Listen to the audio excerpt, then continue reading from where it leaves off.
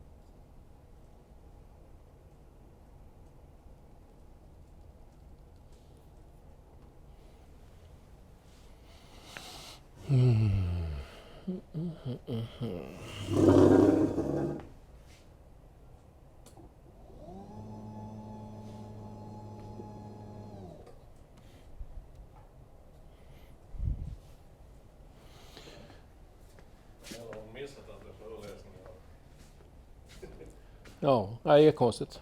Med tanke på att det inte funkar i inspelningen sist kan man tänka att det borde fler som dyker upp liksom för säkerhets skull. Men... ja, det var ju någon som frågade i alla fall i Slack om det är under föreläsningen. Så att och om det verkligen var i Växjö. Ja, jag menar du sa en till om det är...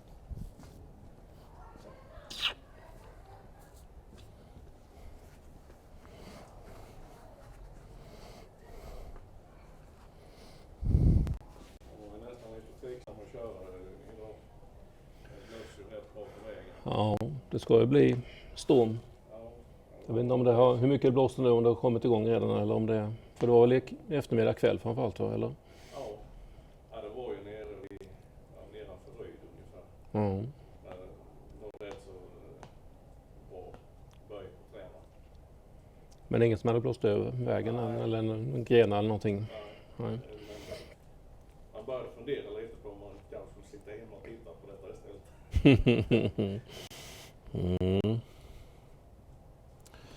Ja.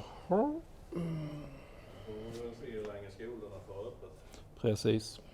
Det verkar ju vara på väg att stänga faktiskt. Norge stängde också idag. Eller tog beslut om det, inte stängt idag, men det kommer ju. Ja, absolut. Det kommer inte att ställa till att lite.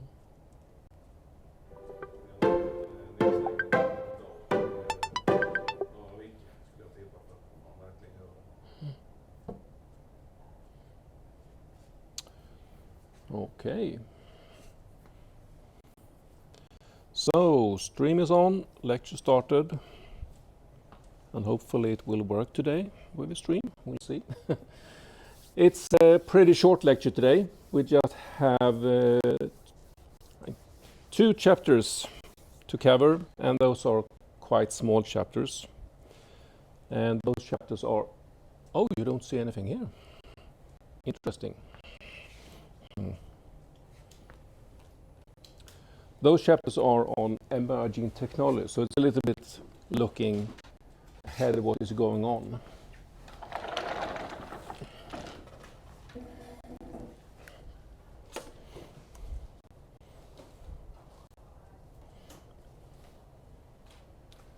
Let's see if it starts up. Yeah, it looks like it.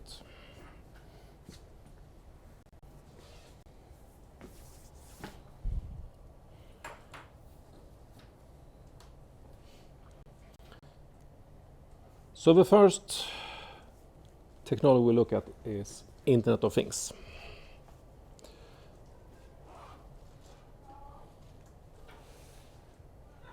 And Internet of Things is quite a hot topic in recent years. There are lots of new education starting up. There are lots of devices starting, different technologies that people are testing. So it is a hot area. Part of it is already, standard use. But there are still lots of things that's going on and tested. A problem with the term is it's not very well defined. But the idea is that there are devices, and the devices are connected to a network, and they are communicating somehow directly with each other. But exactly what type of device it is, how they're connected, that differs quite a lot on the different application areas.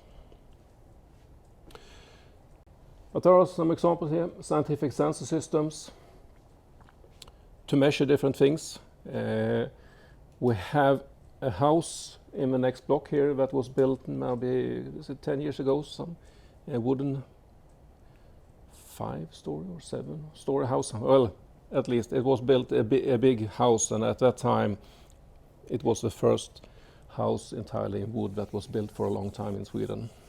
And they put in a lot of sensors in it as a research project, so they measure humidity, they measure different type of tension in different parts of it, so they're continuously monitoring it. And that is done in this way. So that's an example of how you can have sensors and collect sensor information. Home automation is probably what most people see because it's quite common today. Even if not everyone is using it, we see it quite a lot in different advertises. Now even IKEA is selling devices for home automation, and so it's very visible. The smart grid. Do you know what smart grid is?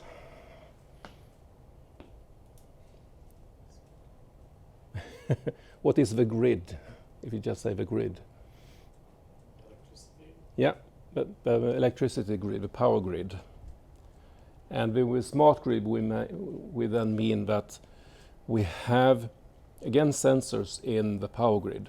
And of course, the obvious one are the meters in people's homes that can measure how much electricity you're using and then report it back without having anyone going and actually physically collect that information.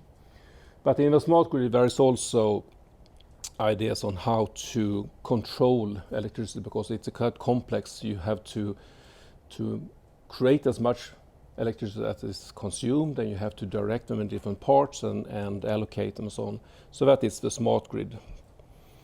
But the most common aspect of it is what we call the smart meter in people's home. We have in retail system, we also have quite common today that you have on shelves, you can have them connected or even directly different products that are connected, so you can measure how many you have of different. You can, when you go through the cashier, you can all get cashed directly by checking what you have. So that is also part of this. If you look at an example here, the home automation. We have some examples here. We have security alarm, a door control, radiators, control temperature, monitoring different things like humidity and so on, lighting control, remote control to control everything, shades, whatever. And today you often connect them with some type of station also that is controlled with your voice, so like Alexa or something like that. So these systems are quite common today. Now the question, what does this have to do with networking? Well, of course, the interesting thing here is the network that is connecting all of these devices. So there are some characteristics that we would like to have for these devices. First one, since they are typically not connected to the power grid, you need to have a low power device, either with a battery that can last for a long time. And there are examples of these devices that can have a battery life for several years actually. Also some that are energy harvesting.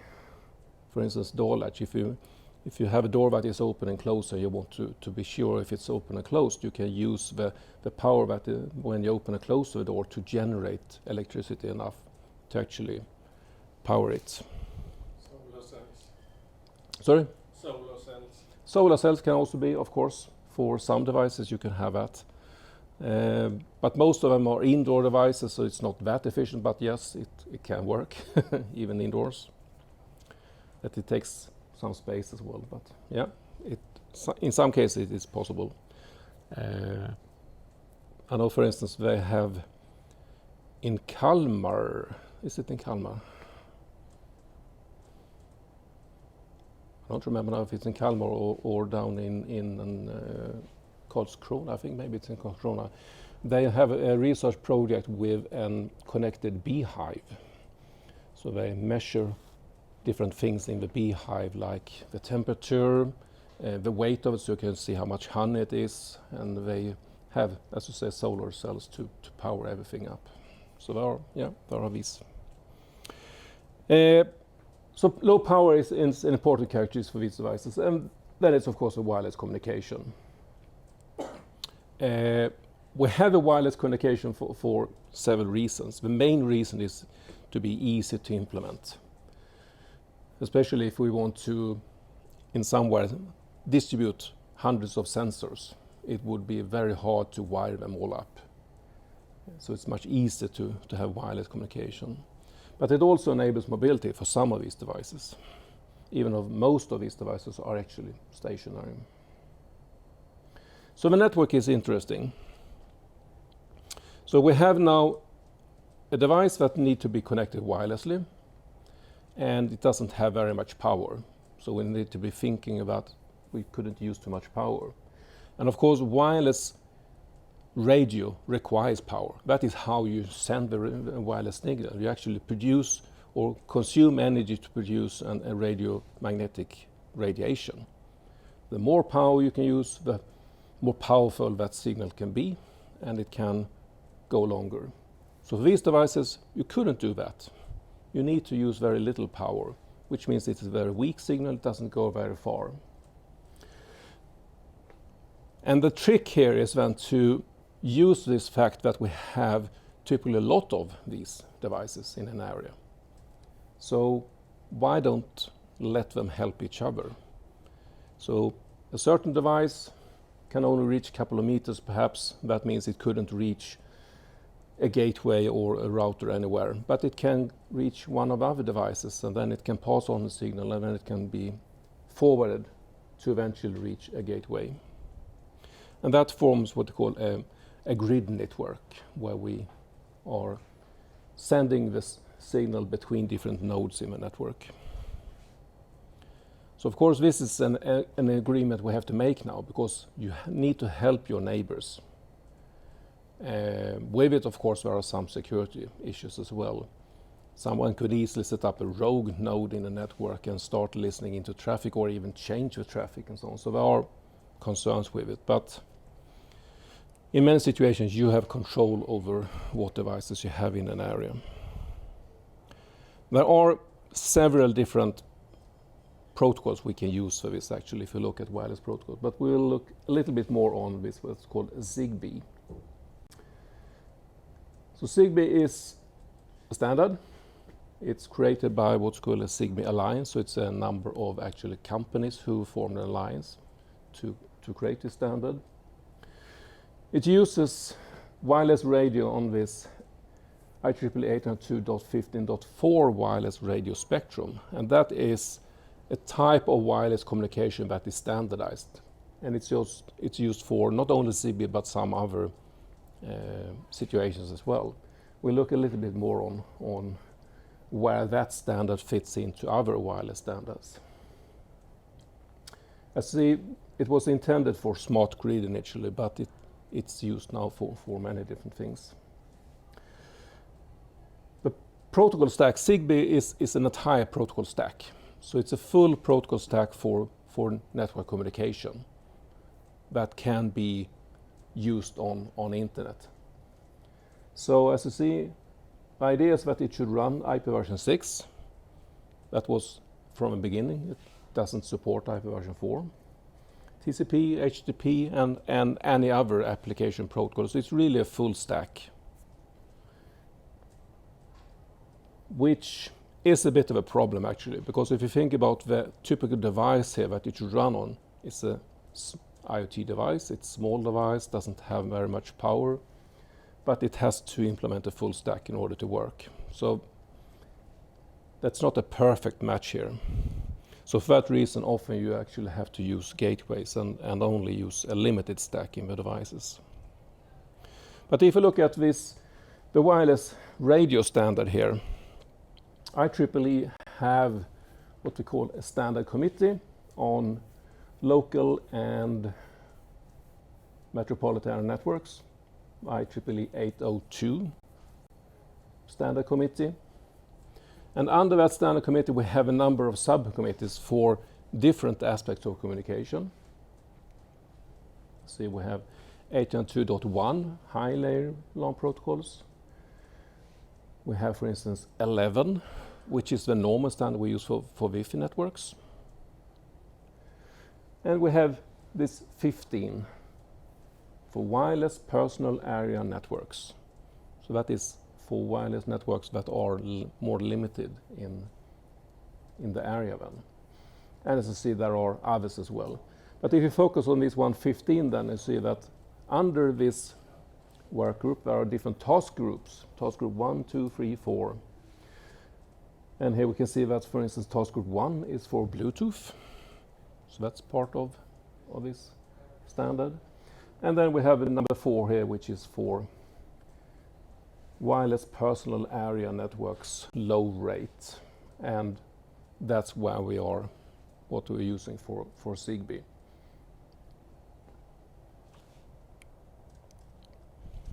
So some characteristics of this standard. So this standard, 802.15.4, is only handling then the physical and the media layer, how we actually send the signal and the packet format on the lowest level, similar as Ethernet with an Ethernet frame. So that's how it relates to other protocols. So what do we have here? Well, as you see, the goal is low power. Again, that means that we have to keep down the data rate, because the higher data rate we're using, the more power it needs. We have very small message transfer unit, so we have small packets, again, to make it easy and cheap to handle. And of course the limited distance. So see, the maximum distance is about 10 meters, and the data rate is only 250 kilobits per second, which is very low today compared to other networks. But the idea is that this is only used for these IoT devices that only need to maybe send a measurement, temperature measurement once per minute. So in many cases it doesn't require a lot of data.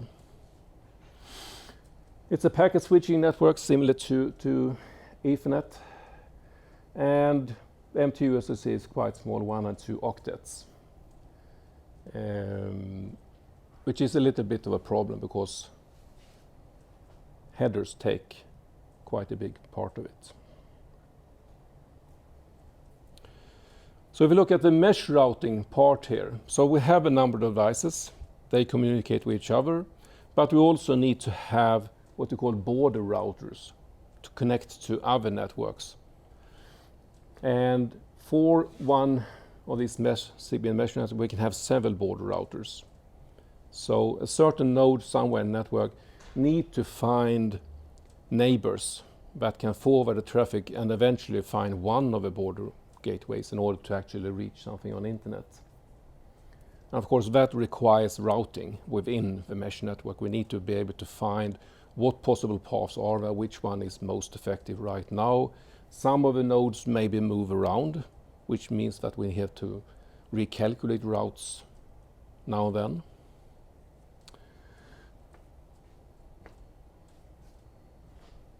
So we have a set of routers, IP routers or zip routers, and we have a border routers. So it looks like this then. Here we have we have three devices. We have some type of switch down in the corner. We have a lamp, and we have, well, what is it? Some type of display and maybe a media set up somehow. We have a number of devices. Each of them need to be connected to one of these IP nodes in order to connect to the network. And as long as we are within the network, we just route between them. So you see we have a number of nodes here that we don't see have some appliance connected to them. There could be these extra nodes, but most nodes will actually have some appliance, so the node is integrated with the appliance itself. So when we push the button here, it will create a path through the network to the lamp, perhaps, to turn it on. If you look at the border router, it's typically more complex then. So to the right here we have these small IP Zigbee routers that are communicating with each other and with the border router using this 802.15.4. Once a packet reaches a border router, it goes up in the protocol stack, and then depending on what type of traffic it is, it may move up all the way to the application level, or it just reroutes a packet onto internet. And in this case we see that the border router is connected with Ethernet to a switch and to, well, normal internet then.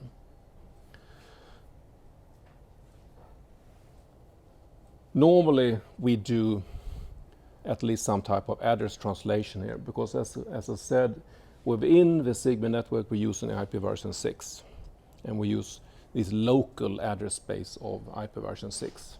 And when it reaches the border router, we need to use NAT or similar to NAT to get an IP address that is a normal IP address for the internet. So we are doing address translation here. If we look at the application stack or protocol stack, so we have at the bottom this wireless radio, 802.15.4. Then we have something called as a 6-low DPON adaption. And that's an adaption layer for this IP version 6 that Zigbee is using, so that we can use that within a network with local addresses. And then on top of that, we can use either normal protocols or some other network protocols. But after that, we are using the normal protocols that we already have. There are some special versions, as you see, of DNS that is support Zigbee networks directly. But in principle, it's the normal protocols they're using. So as I said, the design is very general purpose. It means that we can connect any device and it can communicate with whatever device really on the internet. But it's quite heavy as well, and that is a discussion that maybe this is not the best because it requires quite a lot of devices. So there are other competing protocols, but this is quite popular actually. So that was Zigbee.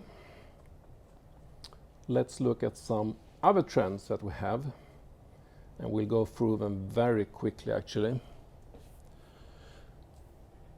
Content caching.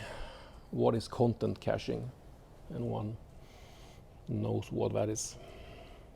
Just saving the response and for everybody that's stored a copy to everyone else when you send your Yeah, and we can do this content caching on different places. I mean, normally we do it on a, if we set up a web server, we probably have a caching mechanism. So when people are requesting something, we cache it, and if someone else requests it, we can send it back directly. We don't have to go to a file system, or even if it's a dynamic page that requires some, we don't have to do that. We just give back a static page again. But we can move the caches here to different places. I mean, we can of course put the cache together with the web server, but we can move it out as well. And that is what we are doing quite a lot today with caching of web. So big companies who have worldwide web services, they don't just have one web server somewhere. They have a web server that is distributed and with caches on many different places. So when you request, for instance, to get to google.com, you don't get to the same place. You get to different places depending on where you are and to different caches. Now, Google may not be the best example because Google requires a search in the database each time. But if you have more static pages, that it's very common that you do that. So there are companies who specialize in providing these cache services throughout the world. So that's content caching. And the good thing about content caching, if you talk about networking, is of course that we save bandwidth. We don't have to connect all the way to the United States, for instance, to fetch something. We can get it just from a local node instead. So that will reduce the delay quite a lot and save bandwidth on part of internet. Aren't there risks with it? Yeah. So what's the potential risk? You don't get accurate Yeah. page. You don't know if you get an updated page or not. So how they work is that the server side need to be aware of that. So whenever there's a change on the server, they actually push it to the different caches. But still, yeah, there is a delay, of course. So if you're unlucky, you are there a millisecond before when your update arrives. So, yeah. We had that problem in the beginning of the internet. Yeah. With the web webbläsare.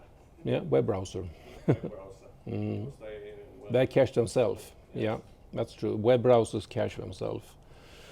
So if you catch something, it may only get locally, so you have to force an update or even close it down and start again. Yeah, so caching is done locally as well.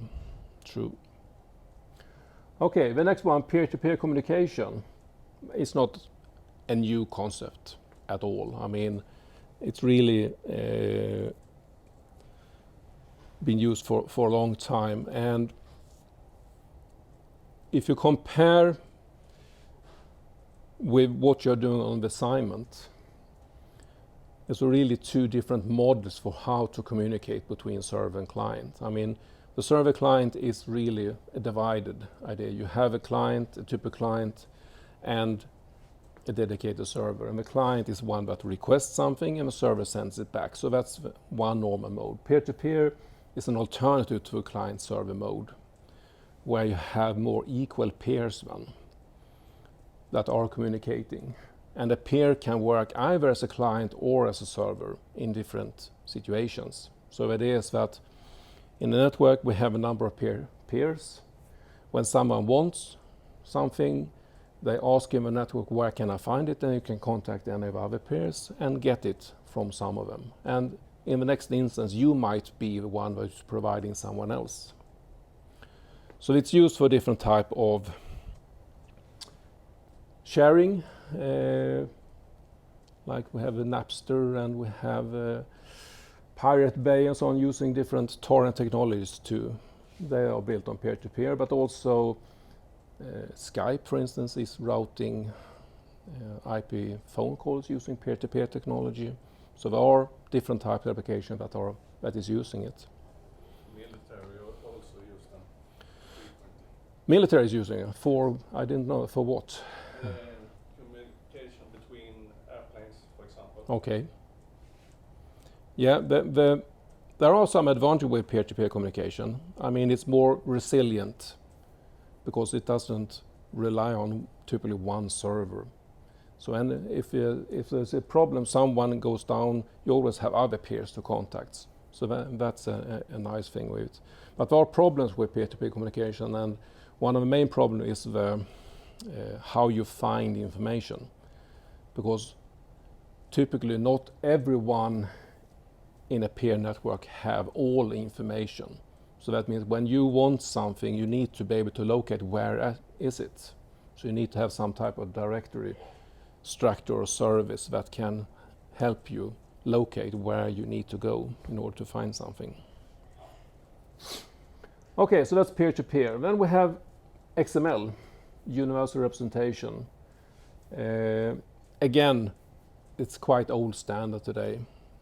There are a number of different versions of XML or XML-like languages used for representation. So it's a way to structure information really in a standard way and make it possible to share and also get some meaning of it. So it's used in quite many protocols, for instance in distributed communication, if you're using SOAP or web service, something like that, using XML to describe the services and what you want to change. But it's used in many cases, different versions of XML. We talked about another standard for a universal representation that we are using in some other protocols. Do you remember what other standard representation we talked about? That is used, for instance, in SNMP that we talked about recently. No one? ASN.1, Abstract Syntax Notation.1. I mean, that is also a universal representation, but it's structured in a different way and has partly different idea for its use. But XML is a very rich type of representation, but it also takes more place than, for instance, abstract notation, which is quite compact. But we need different types of universal representation in networking because we are communicating with a lot of different type of devices. We don't know what type of operating system, what type of service we can support. And we shouldn't need to care about that. We only need to care about, okay, there is a standard way to communicate, so we need to define that. So XML is one of those. Right, then we have wireless networks that support mobility. If you go back a number of years and you had a wireless network, as soon as you left that wireless network, you lost connection to the network. So even if you had another network that you went into, when you had to reconnect to that new network and establish everything again. So this handoff between networks is not something that is automatically, of course, working. This was first developed for mobile telephony. So be able to hand off one cell tower to another so you can move around with a mobile phone. But it's something that is supported by normal networks now as well. This property is actually quite an important one, because you see that more and more devices are mobile devices. So having an efficient way to move between different mobile networks and still have a running communication that is not broken in any way is an important aspect. And there was a big project starting maybe 10, 15 years ago now, about what will the next internet be. So it was one of these ARPA projects in America.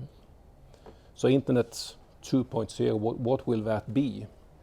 And from that project there came a number of protocols that we are using today, but they also launched what will be the next step after that again.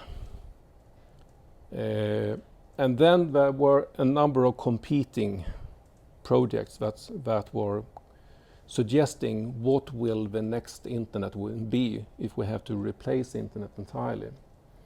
And they have different ideas on what was important for internet.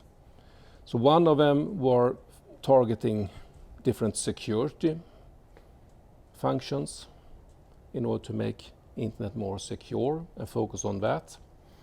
And another one was targeting this mobility. Actually, that project was called Mobility First. So that was, they designed the entire new internet from that everyone should be mobile as the main idea. These projects are still going on, and they aim to maybe be implemented in 5-10 years, something like that. So they are very long projects, these.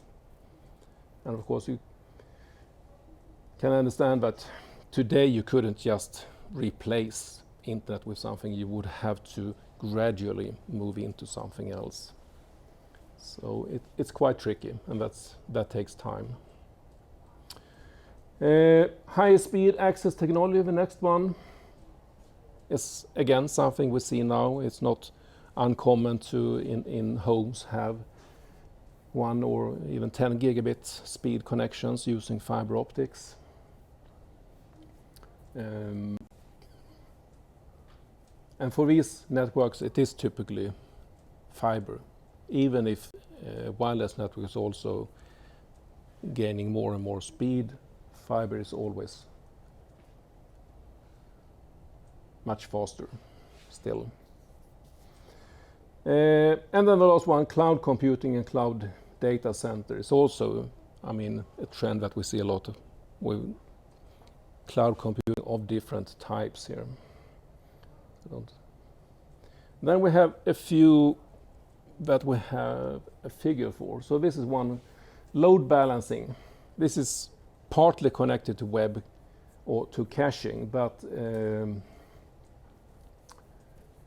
with another purpose, and that is to, if you have a service that requires very not high speed, but a high load. So for instance, here we have a web service, and on the back of the web service we have some type of shared database, but it's so popular with service that if you just had one physical server, it would not cope with the load. So we need to actually split up in several physical servers. And then we need this load balancer. So whenever traffic comes in, the load balancer will redirect. Of course, this needs to be invisible for the user. The user sends a request to an IP address, and in this case it will go to the load balancer then, and then the load balancer will forward to one of these physical servers, who each of them of course have different IP numbers. So again, it has to handle address translation, but it has to be invisible for the users. And then you need to think about how should we do the load balancing here. The easiest way to do it is just to take the IP address of the sender perhaps, and then take a hash of that and then send out based on that. That will be more random. Or we can be more smart and see which one is most heavily used now, and then or least heavily used now, and send to that one. But then that requires us to have some memory, so we can continue to send to the same in a consecutive stream of packets. So there are different ways to implement this load balancer.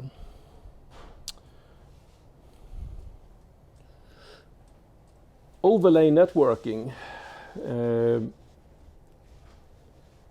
is another possibility. To the left we have a normal connection. We have a number of computers. They are connected to internet. Each of them are accessible to internet in that way. Each one have an IP address. If we want to send from one to another, we do as we normally do. We just push it on to the closest router, and then it's up to that router to find a path to the final destination. The problem with that type of solution is that we have no control over where this data is, and we have no control over the security of that data. And that's where this overlay networking come in. So the idea is that on top of this network we now establish tunnels. So here we have tunnels, for instance, between A and B, B and D, we have between I and C and so on. So these are logical tunnels. But if now computer A want to send something to computer E, in the previous case we just pushed it on the internet and it arrived here. Now with the overlay network we are restricting the network. You say that A couldn't directly send to E. It has to use a tunnel that goes to B, that forwards to D, and then eventually it's forwarded to E. So we restrict where the data goes, with some problems of course, because now that we have limited tunnels, a disruption in part of the network makes it more vulnerable. Otherwise, the nice thing with the internet is that if something happens, internet reroutes and find a new path for it, but that's not possible when we have these tunnels here. But the advantage is that we now have control, and we can also put security-related transformations on them. So we can encrypt the data when it goes into a tunnel, and we can have access control of the data. So when someone wants to send to E, we couldn't do that unless we have authenticated first, which make it less vulnerable for different types of network attacks. So one way to implement this is using VPN technology, setting up these virtual private network tunnels. But there are other technologies to set up these logical tunnels over a normal network. But the idea is that it's a logical network that is overlaying a physical network.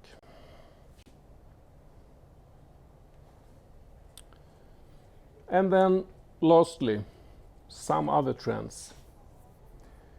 Switch to digital telephone and digital video. Well, that's already completed more or less. We don't use analog telephone or analog video anywhere almost now. Everything is digitized.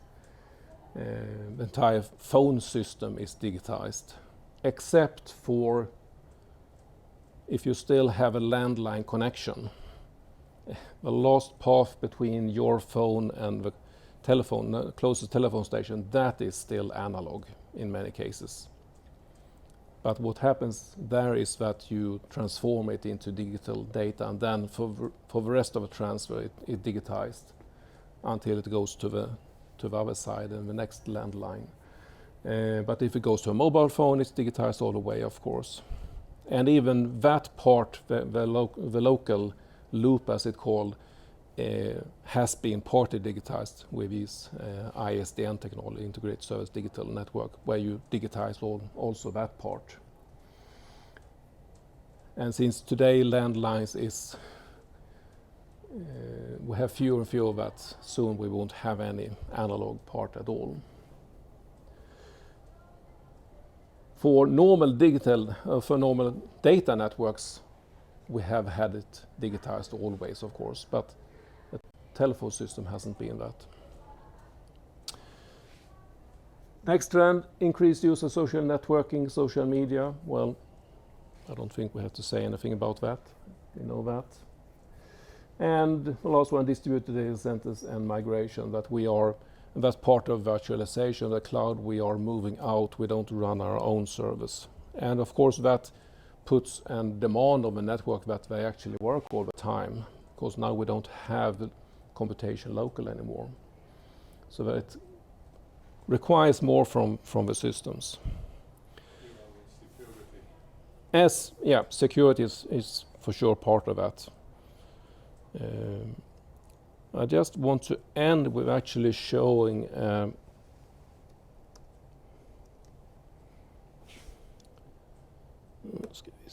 this one. You can watch different type of statistics, what is going on with that. There are different pages, this one, but I find it because it has a lot of different types of statistics that can be interesting to look like. So what we see here first is, as you see, global IT data traffic from 2016, and predicted also for next year. So as you see, it's growing quite a lot. We talk about petabytes per month that is routed through the core routers on internet.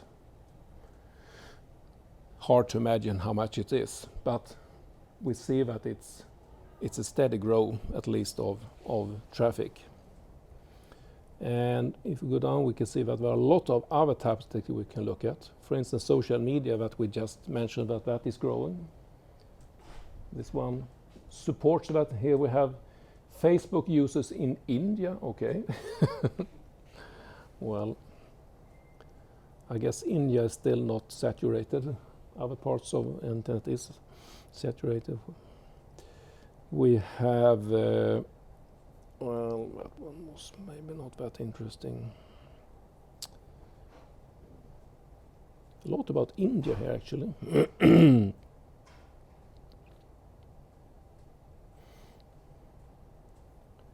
E-commerce.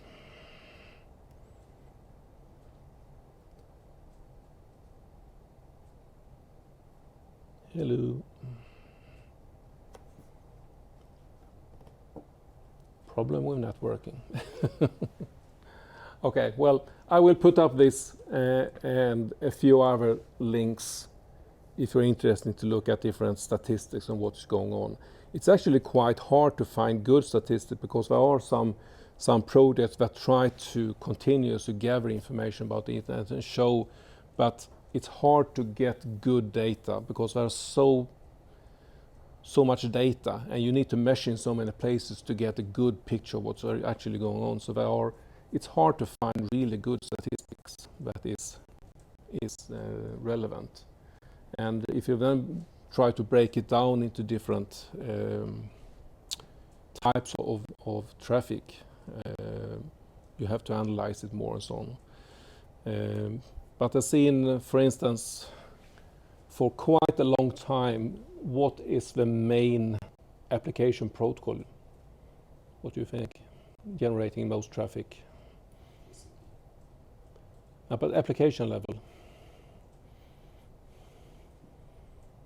TCP is the transport level, right? So what application?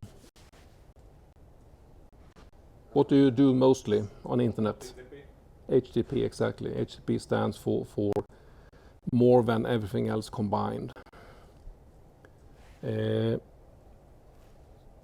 are more and more what we see is, of course, different type of streamed media that is not typically following HTTP.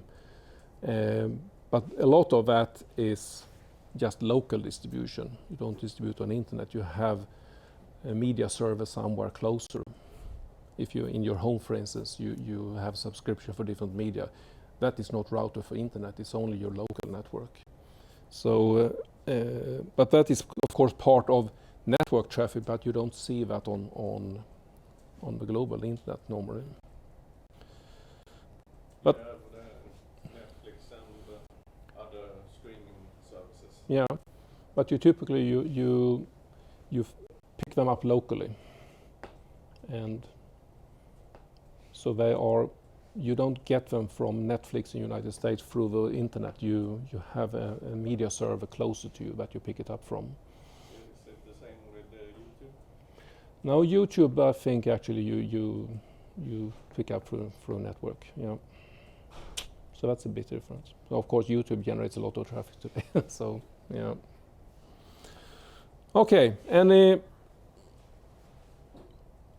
questions or comments on this? Otherwise, we're actually done for today, and that means it's the last lecture as well.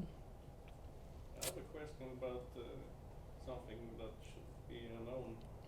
It's about the transport. The transport sector use very much the GPS and services to control where are the different trucks and lorries. Right. I even heard a story from the beginning of this that I mean, if you look at bus today, all the buses have GPS, and you can follow them exactly where they are. And as you say, lorries and so on also have it. Taxis, more and more vehicles are connected in that way. And yeah, do you have something specific in mind about it? no, it's just the development and the self-controlling cars and Yeah. buses and lorries. Yeah. And when it comes to self-driving cars, of course it works already today, these cars, but so far they are working independently. I mean, each car needs to get to know its environment and act on it.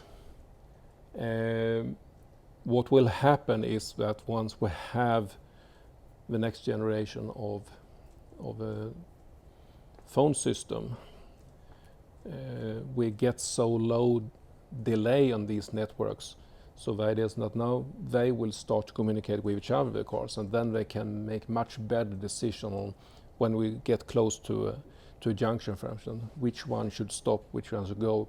Maybe if one just slows down a little bit, both can continue without having to stop at all.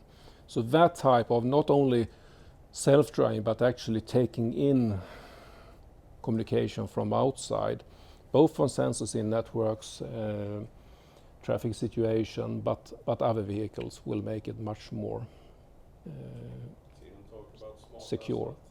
Smart asphalt, yeah, okay. Yeah, but then you have sensors That's inserted will be the somehow. underlying network. Yeah. So yeah, lots of things are going on, and lots of things are using networks. But I think today what we see is more and more is that network is just a service. For many applications we don't think really about the network. It's just something that is there. But the basic properties affect what we can do with. So still we need to know something about the network in order to use it efficiently. Even in cars you have sensors in a very local network. Oh yeah, For you have example, networks in cars as well. Yeah, lots of computers and networks air in. pressure in the tires. And Yeah, so. yeah, exactly. Then we talked more about these embedded devices and yeah. No, lots of things you can do. Now for the rest of the course, we have on Monday a scheduled meeting for questions and answers. So then we will look at some of old exams. Both Morgan and I will be here. So you can look at them already in Moodle and because we only have time to go through one of them. So if you have questions specifically about others, you have to go through them before and ask them. What time? What time? Well, it's in the schedule. It's the same as usual on Monday. I think so. Yeah, 3 o'clock. And for Kalmar, we are thinking about going maybe to Kalmar on Tuesday, both to do the same there locally, but also to talk about assignments.